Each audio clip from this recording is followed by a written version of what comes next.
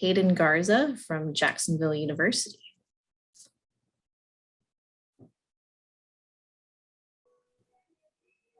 Hi, my name is Hayden Garza, and I am going to be doing my presentation over my current thesis project. Sorry if you hear background, so I'm going to try to talk as loud as I can so it kind of drowns it out. So my thesis is over impacts of anthropogenic lighting on sea turtle nesting success along the northeastern Florida coastline. And I'm doing this through the Marine Science Research Institute at Jacksonville University. So I'll be going over the background and introduction information, and the methods are my study sites, how I conducted my sampling, the sea turtle data I retrieved from the permit holders. And I currently just have partial results because this is my ongoing thesis. I have not fully completed it yet, and kind of what I have planned next for the project. So there are 7 species of sea turtles found worldwide. 6 reside in, or can be found in the United States, and 5 of them are found in Florida. Florida serves as a vital habitat for these sea turtle species, and specifically for the loggerhead, green, and leatherback that are found in the northeastern part of Florida for nesting. And these are the 3 species that I am looking at for my thesis. So sea turtles have practically remained unchanged, successfully adapting to global changes for more than 100 million years. But as slow-growing, late-maturing, and long-lived taxa, they lack the ability to evolve at the same pace as the anthropogenic activities that threaten them. So some of these threats are bycatch from fisheries, plastic pollution, habitat loss, coastal development, climate change, and the exploitation of their eggs and meat. So the pictures on the right shows the loggerhead nesting. That's the top photo. The middle photo is a green turtle, and the bottom photo is a leatherback. And I will just be using the common names for these turtles. So coastal development from human activity is topographically changing shorelines of these nesting beaches. So some of this includes seawalls, beach nourishment projects, fencing, artificial lighting, and other types of beach armoring. And although armoring projects protects properties along the coast, and helps combat erosion, the downside to this can be that it can result in damage to the environment and to these nesting sites. So nesting beaches over time may become no longer suitable. The sand and the dunes can change that and can affect nesting for these species. So several studies have suggested that beaches with low development have displayed an increased of nesting density for greens and loggerheads, while other beaches that are highly developed have shown declines in nesting over time.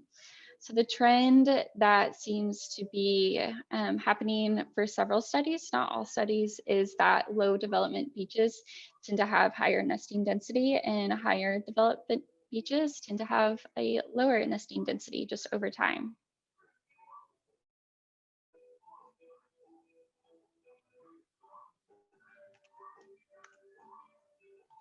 So artificial light from coastal development has been increasing along the world's coast. And as this happens, the ecological concern over the amount of light illuminating the sky will only increase, thus causing light pollution.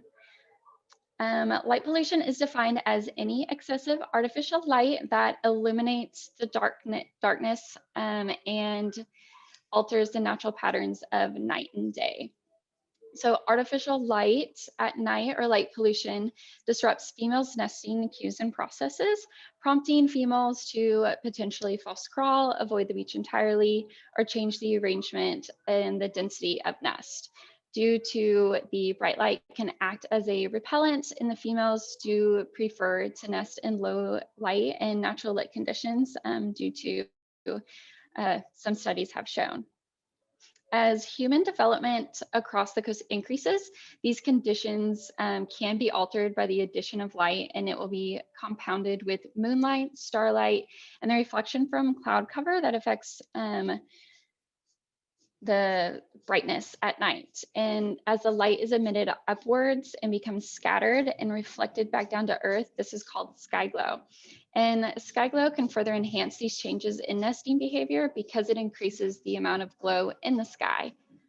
And the amount of glow is dependent upon the amount of lighting that is currently going on, but also the lunar cycle due to the moon phases. And although there are several environmental factors that females use to determine where to nest, such as temperature, vegetation, dunes, slope, lighting is just as important as all of these other cues. So quantifying the effect that light pollution and its effects has on sea turtles can help aid in conservation efforts. So moonlight serves as a cue for nesting females and also as a guide for hatchlings as they emerge and make their way to the ocean. Anthropogenic activities illuminates the sky at night, disrupting these cues. But during nesting season, there are guidelines and regulations that homes, businesses, bars, hotels do have to follow, but that doesn't always necessarily mean that every room is going to have their curtains closed or every house is going to have sea turtle friendly lights. But there is documentation that females nest around certain phases of the lunar cycle for several species, but correlations between the nesting and certain phases of the moon are not fully well understood. Loggerheads have shown a positive correlation one year, but failed to repeat the same trend the following year. Green turtles have shown no correlation in Sri Lanka, and leatherbacks and ridleys have in several locations shown a positive correlation between nesting on the full and new moons. But gravitational changes in geomagnetic fields do affect tidal ranges that are influenced by the lunar, and these turtles use tides to help nest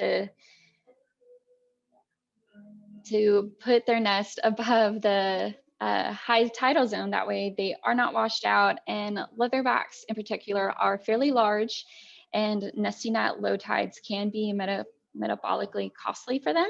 So therefore, nesting during the high tides can help them. So thesis, like I said, is investigating how the artificial light at night affects sea turtle nesting success along the northeastern Florida coastline. And what makes my study unique is that most studies focus on light emitted upwards, and mine is focusing on light that is emitted horizontally. And this is what is perceived as sea turtles as they come ashore to nest. So my null hypothesis that I am testing is that there is no difference in artificial light at night for these three sites. There is no correlation between light and nesting densities, and no correlation between light and false crawls. My alternative is that there is a difference in artificial light, and there is a correlation between light and nesting densities and light and false crawls. So my project measured light along 3 different beaches: Jacksonville Beach, Ponte Vedra Beach, and Guantanamo maintains this National Estuarine Research Reserve, I will call GTM, because these 3 sites have different levels of coastal development. Jacksonville Beach is a little bit higher, Ponte Vedra is moderate, and GTM is low due to it being a research reserve. And my sampling took place during the months of April, May, June, and July of 2021. It started during the leatherback nesting season, and it went into green and loggerhead seasons. And I conducted it at night on nights before, on, or after a full and new moon. These moon phases were chosen to quantify light measurements when the sky was naturally the brightest and the darkest, with or without the moon. So to measure the light, I used what is called a unihydron sky quality meter. It is just a light meter. It is a handheld device that measures light in the direction that it is pointed, and it has a range of 7 MPSAS to 23 MPSAS. So MPSAS is magnitudes per arc second squared. It's actually what astronauts use to quantify large changes of light in brightness, in darkness, in small numeric numbers. That is just easier to understand. So I attached my sky quality meter. It is in the middle photo, the rectangular black box. I attached it to a selfie stick and I held it 45 centimeters above the sand. And I faced this landward to be able to read the light that is over land. And I began these measurements about 1 hour past sunset when the sun was fully set, and walked 2.4 kilometers at each site in the swash zone. The far right photo shows the full product of what I was putting together, what I was holding while walking. It consists of a battery pack, the light meter, the selfie stick, a plastic bag that came with the light meter, so I didn't use any extra plastic for this project to help protect it from the moisture, and also a rubber band to help keep it all together.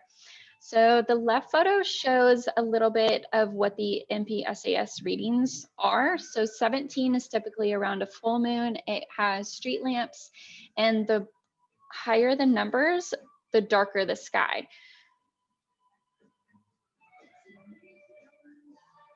So this is the sea turtle that I retrieved marine turtle permit holders at Jacksonville Beach, Ponte Vedra Beach, and GTM for the years of 2019, 2020, and 2021.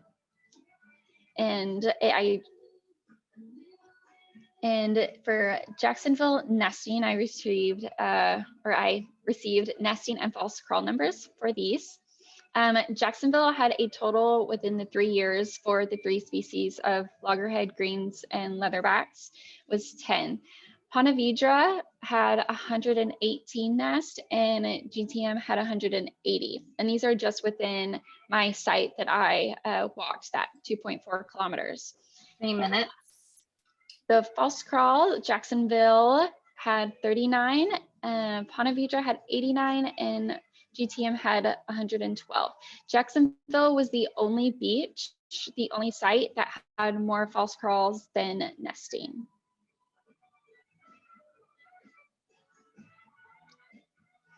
Table 3 and Table 4 show the light magnitude readings that I received from my sky quality meter for Jacksonville, Ponte Vedra, and GTM for a new moon and full moon.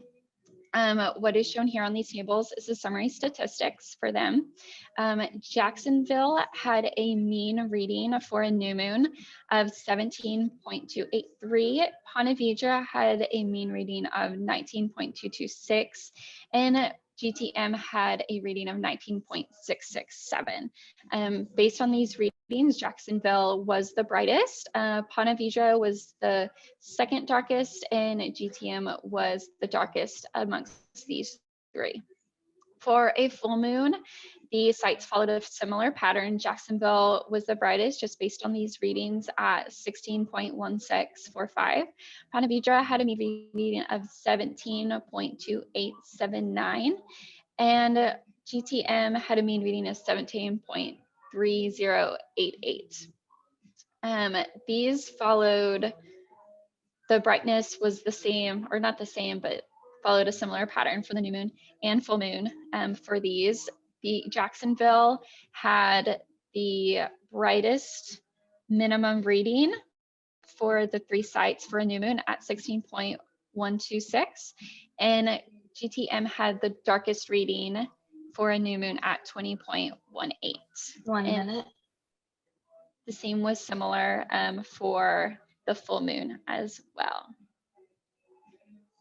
So what is next? I plan on running the statistical test one way ANOVA to analyze the lighting differences and Pearson correlations to understand if there is a correlation between light and nesting and light and false crawls.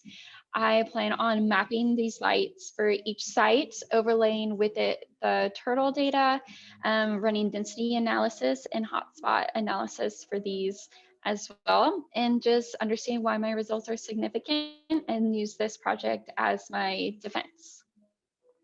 So there's a lot of people that I do have to thank for this project.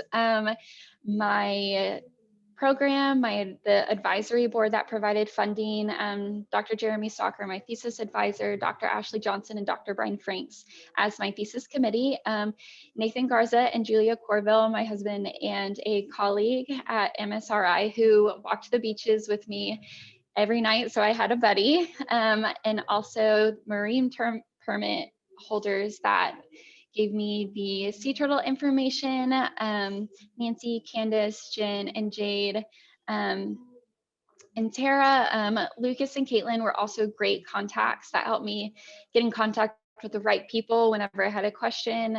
They were always available to help me out with that. That is all. Thank you for listening. If you do have any questions, or if you would like to know more about my findings once it is finished, I will put my email in the chat box if you are interested in my final result. Great. Thank you so much, Hayden, for your presentation. We have just a few more minutes for questions. Oh, here is one. Are there other environmental factors that differ among the 3 beaches that could affect turtle nesting? Oh, that is a great question. Environmental factors, I do know that they were, as it pertains to environmental factors, I would have to think about it because I was solely focused on making sure that my light meter was facing the correct direction. There were some nights that the berm was a little bit higher, but that's pretty natural, you know, along the eastern coast, the waves could be super strong. There were some nights where the high tides were super high, just due to king tides. But there were, I did notice at Jacksonville Beach, not an environmental factor, but there were people walking along the coast just with flashlights shining it out into the ocean. But that's pretty common since it is Jacksonville Beach. You know, there's hotels and not everyone necessarily follows the regulations or even knows the regulations or what they should be doing and proper etiquette of, you know, being on the beach at night. Thank you. Do you think that sand grain size or compaction may have any effect on sea turtles? Yes, I do. I have read a few studies that have gone into that type of experimentation, and that does tend to have a factor, especially whenever there are beach nourishment projects, and they are trying to make sure that the compact of sand and the sand that they are putting back onshore is really similar, so that can affect it. It's nothing that I have looked deeply into, just simply because it's not what I'm looking at, but it can definitely affect nesting.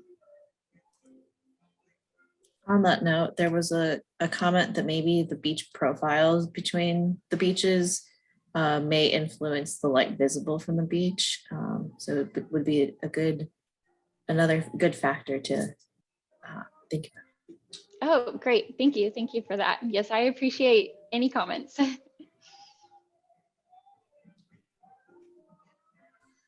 We have one more quick question. Did you notice any more or less light during the time of the pandemic?